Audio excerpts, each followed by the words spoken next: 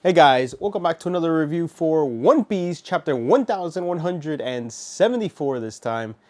And before we start, I just wanted to mention or show that I did manage to get my hands on a promo Luffy, which looks pretty cool for the promo. These promos are absurd prices right now. I went to one of the games and I managed to get my hands on a finalist Frankie, which is a pretty rare one. I love Frankie, as you know.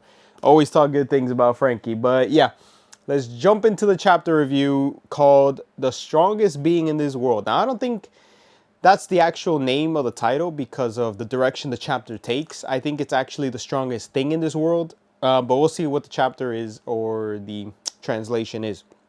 We go where we left off with Sommers after he smacked the giant skeleton into the ship, destroying the ship, realizing his mistake, and now we see there's a giant hole where the kids are about to walk straight off. Like the giant thing, just not skeleton. I called it skeleton. The giant monster Nika thing fell right through the clouds and created a hole where even they can't, float or swim on the white sea that was there holding the ship.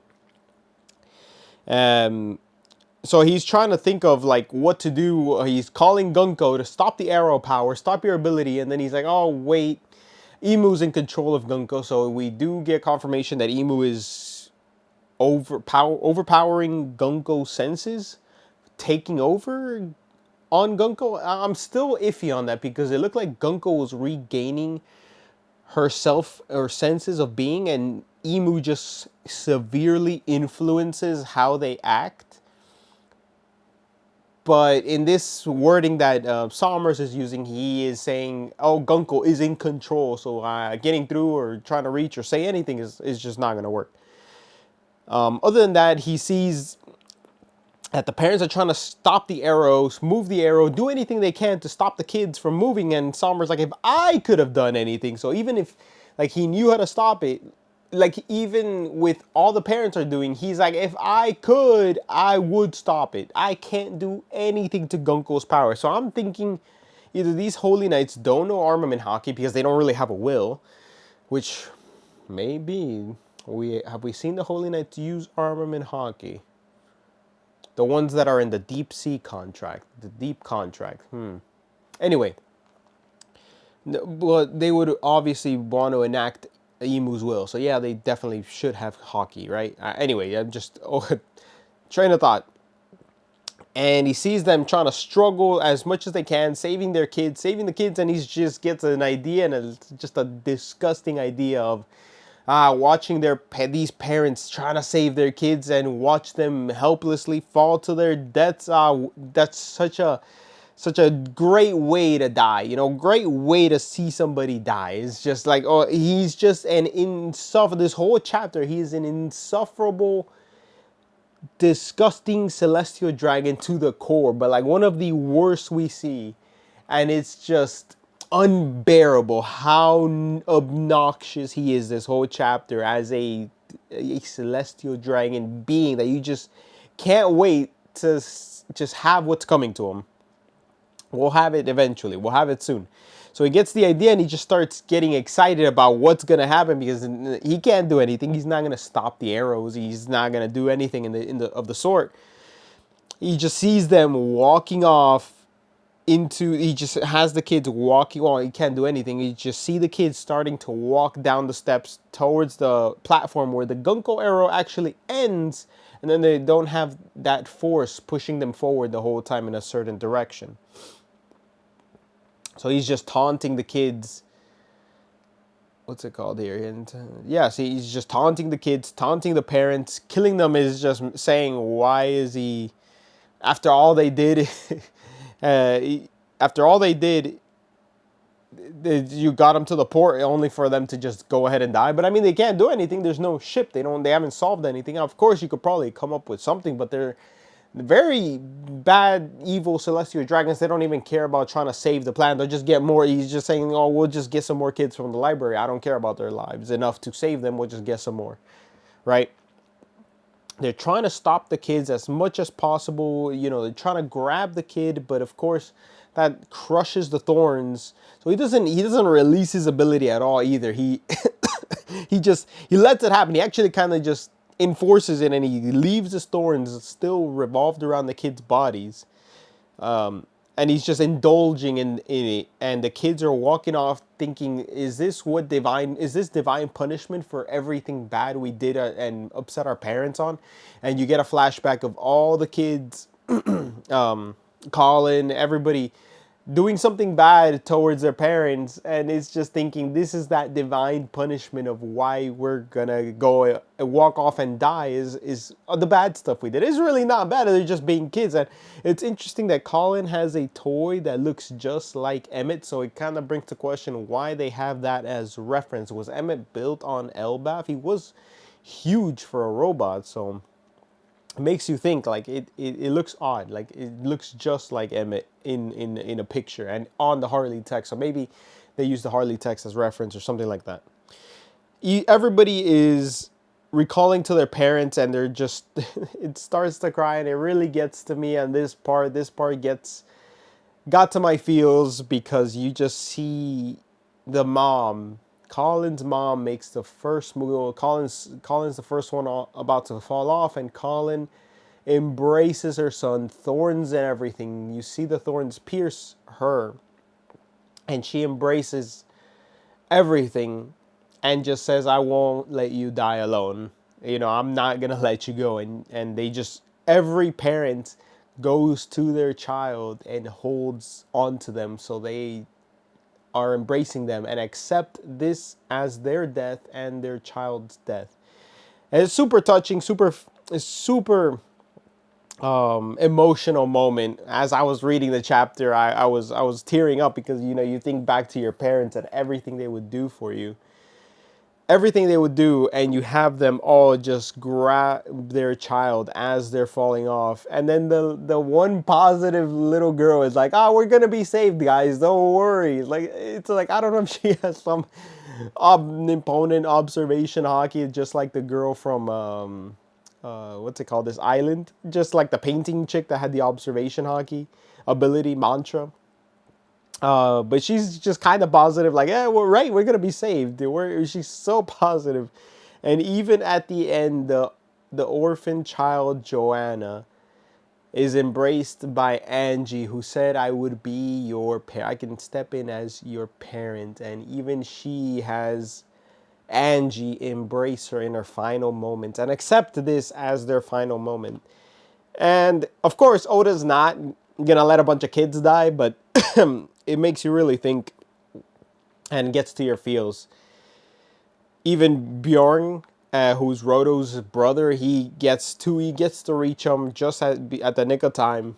And Somers, of course, just so happy, like, we got double the show, we got twice as many people, the parents and the kids die. He's just so insufferable, just indulging in what he's done.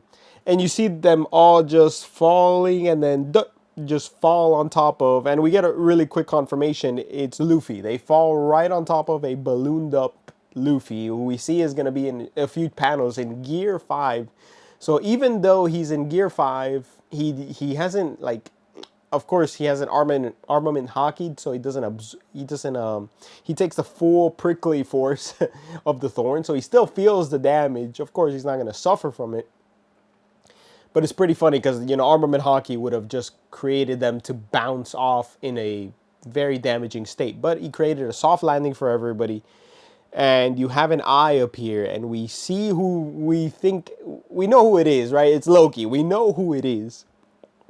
And we have Luffy talking to Loki and saying, we were just passing by. You guys got really lucky. I don't know about that. I feel like Luffy's observation hockey is absurd, and even Loki, like, he can even tell, like, he felt Emu. You can tell there's people falling. You're in that direction, but also at the same time, we're about to see how big this guy is. All right, so we're gonna get to the hype of all hype spreads, double page spread chapter. And even, like, so before, after that, they get saved. And in the sky, they see snow suddenly appear. So Interesting, random snow, and then you have lightning following by the snow.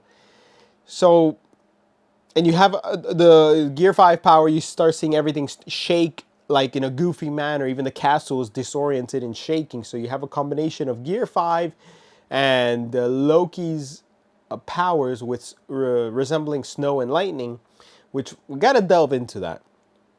And you have Jarul recall something, and I don't know if he read this in the Harley text, if he's been passed down this information, because they've never seen this devil fruit be used, but they do know the word is that if you see lightning and snow, then a giant creature will follow.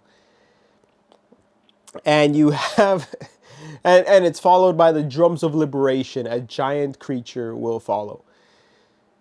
And you have Summer's face, iconic NL surprised Pikachu face, right? Is seeing what is approaching him.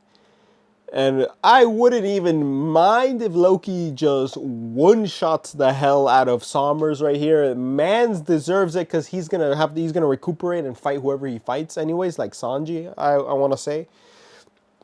And even Emu looks, and it's this, you see the double page spread of a giant pitch black dragon. I want to say it's a dragon, right? And it looks like a mixture of the Needhog and Fenrir. Fangs like Fenrir, dragon like a Needhog.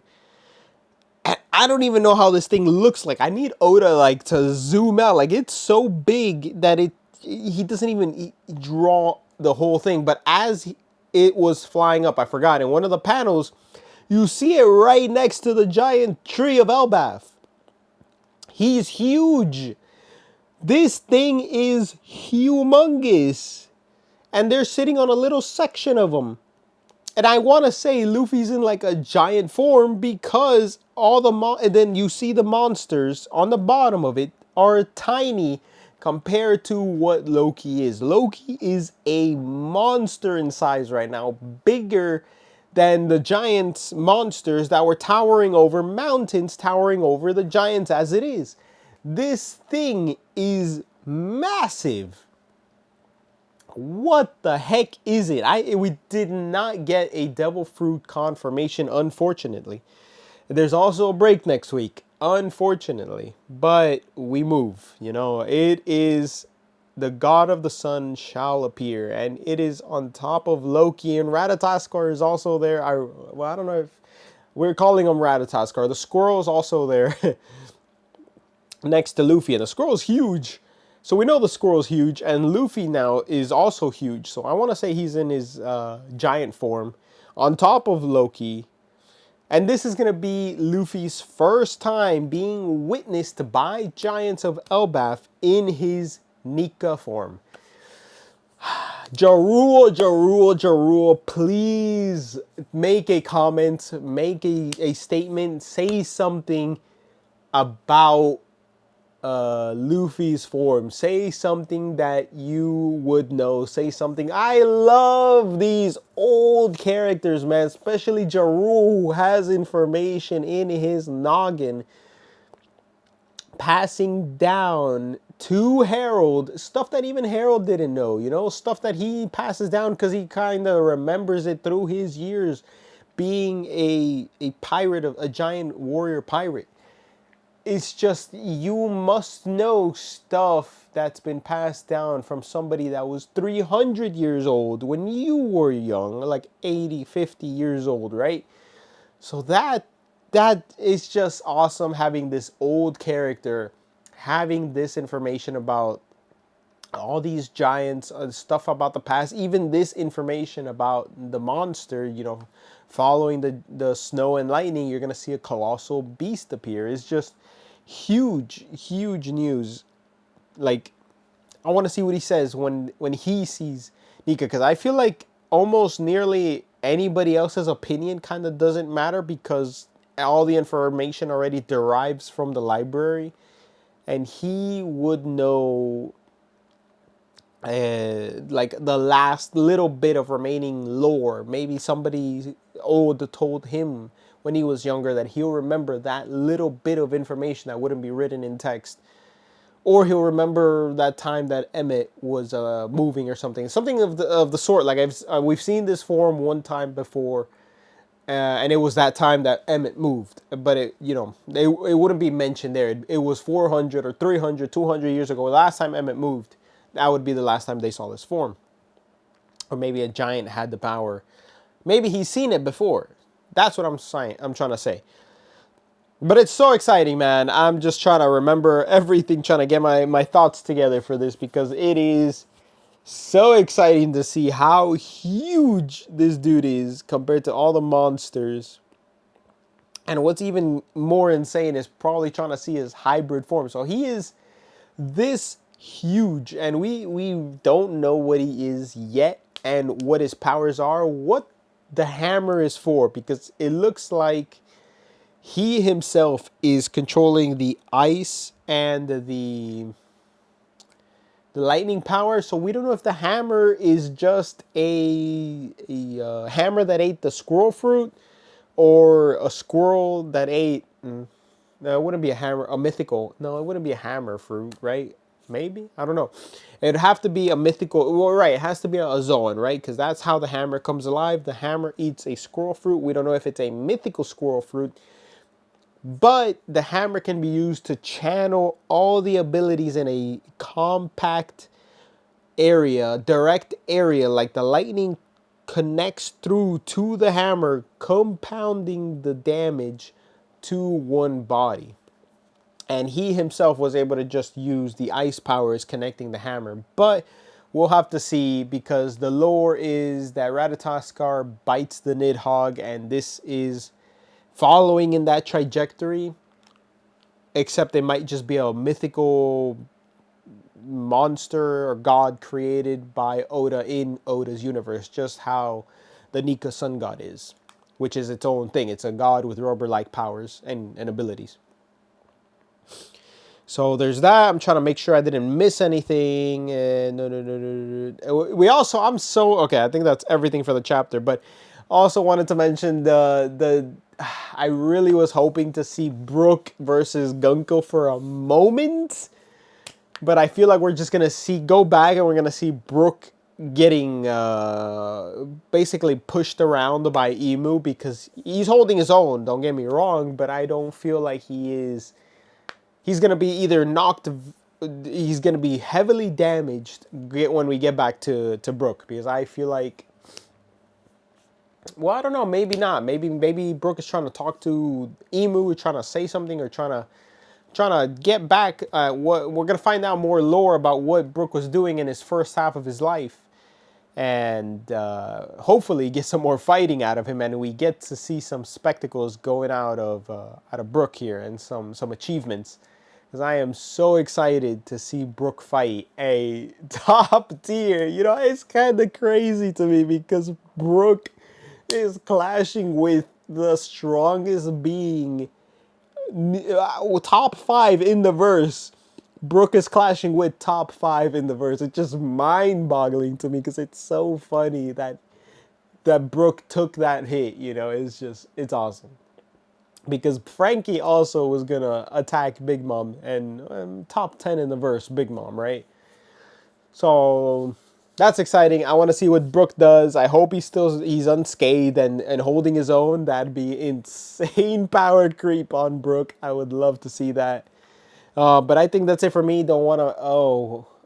I didn't. I saw last time I looked at the clock. It said 10 minutes. Oh, I can talk. I'm good. I look again. 19 minutes. Man, I don't think I can make a short video, huh?